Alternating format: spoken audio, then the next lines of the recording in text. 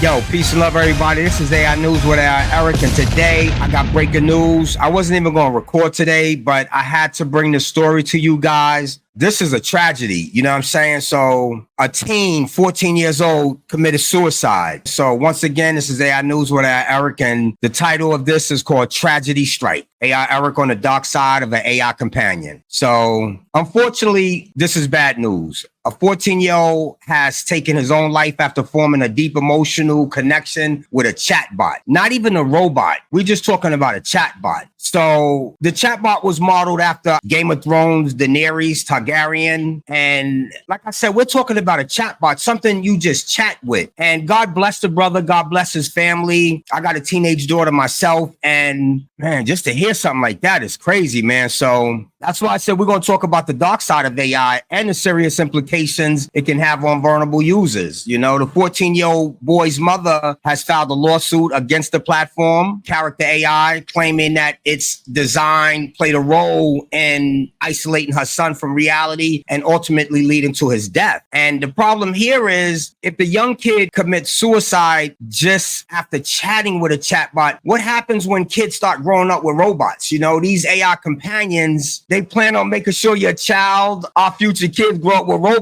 AI companies plan on making sure that your child, our future kids, grow up with robots as their best buddies. And what happens when the robot's battery dies? Or they disagree with what the robot is saying and they want to do other things. Like, this is crazy, man. So what happens to their cognitive abilities, their abilities to be able to have debates with real humans? Because what's going to happen is the kids is not even going to want to go outside and play. They're going to be wanting to just play with their robot. And that's what these companies want them to do, if you ask me. So this is crazy if you ask me. We're in a crazy time right now. So Character AI is founded by former Google employees or Google engineers. It became popular by offering AI companions that simulate human-like conversations and with fictional characters. And that's the problem, you know, offering companions that simulate human-like conversations with fictional characters. And it's so sad to hear that a young teenager, 14 years old, actually took his life for one of these fictional characters, you know? So for many, it is a source of entertainment and even learning. We know that. But for the young 14-year-old Sewell Setzer, this AI connection turned into something more serious. And it's sad, you know? So the intense interactions he was having with the chatbot didn't encourage suicide, but it also didn't help. You know, so the AI actually failed to alert family members and authorities about the boy's distress, and it missed critical chances to intervene. And that's why I was listening to a CEO, not a CEO, but he was an executive from Microsoft the other day. He was talking about how we're winging this as we go. And he was serious. And if you think about it, all of these companies are winging it as they go. Like, because there's no regulations. The government ain't saying you can't. So that's a problem. And it's going to get worse. I'm telling you, it's going to get worse. So make sure we understand what's going on. You know what I'm saying? So like I said, they're winging it as they go. And that's exactly what they're doing. So they're going to wait for a kid to kill themselves, commit suicide. Then they want to go put some rules on it. Like, so if this happens again, it might notify the parent as far as all the platform. It might notify the parent on the platform, but the kid is dead now. And y'all didn't think of this before this happened. Y'all know that this is a companion that is fictional, but realistic as far as in some people's, particularly kids' eyes. So y'all didn't think about this? You know what I'm saying? So that's why I keep saying they keep releasing these models. They're not fully tested. They're not even thinking about everything because they don't have to. Ain't no repercussions, you know? So they're not thinking everything out and they're winging it, and that's dangerous. You know what I'm saying? So, but this particular case to me shines a spotlight on the psychological impact of AI companions, especially for our younger users. While the technology behind AI chatbots, we know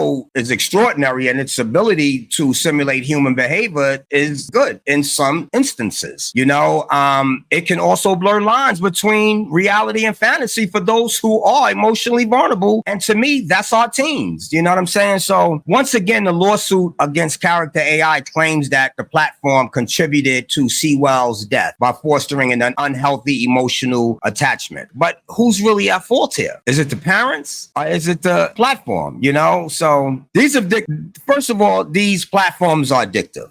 and their prolonged interactions without proper safety checks is not good. You know, they're at the core of this issue because they're living on these apps. And parents, I don't know if they know or don't know, because most of them know, you know what I'm saying? So, but since then, like I said, Character AI has since added safety features because this happened last year, I think like March or May, something like that. And we just finding out about this, you know what I'm saying? So, but they said they're going to put new safety features such as time limit notifications. They're going to improve monitoring harmful conversations. They should have been thought about this before it was released. My mental health app, Mirror You, I thought about that and I don't even have no prototype. You know what I'm saying? So to me, I think the changes came too late for the family, for the sets of family. So the lawsuit definitely could have far-reaching implications. It definitely echoes similar cases brought against social media companies for their potential to cause psychological harm because a lot of companies are now being sued for that, you know? So the lawsuits are ongoing. And as artificial intelligence continues to evolve, so much the safeguards, so much the regulations, you know, it has to protect users from its unintended consequences. You know, it has to protect users from harm, you know, at the end of the day. So that's why I keep telling people we have to understand what we're using, understand how these algorithms can be formatted to actually manipulate you and get you addictive, just like an aspirin. You know what I'm saying? So we all know AI could be revolutionary. We all know it could be an awesome tool, great for education, and it could be a companion depending on, you know, particularly for elderly people, you know,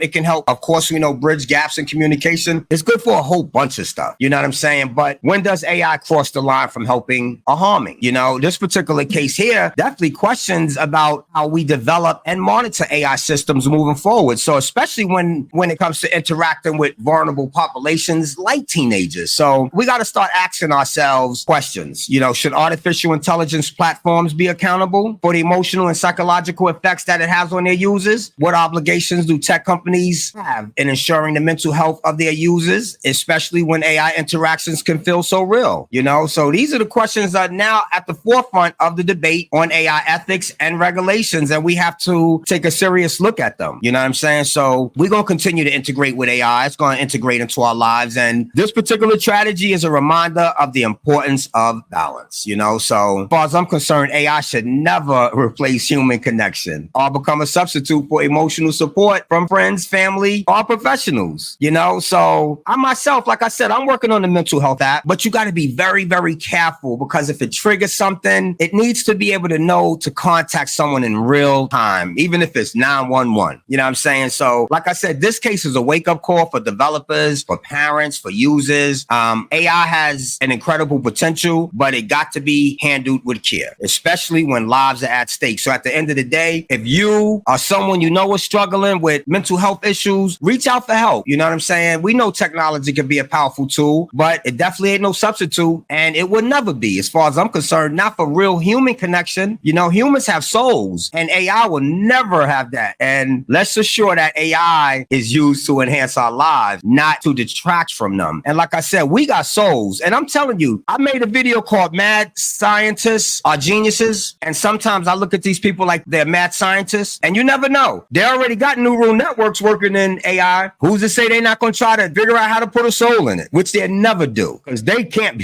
be, you ain't on God's level. You know what I'm saying? So once again, thanks for watching. Subscribe, like, share, tell your friends. Once again, this is AI News with AI Erik. Peace and love. AI News with AI Erik.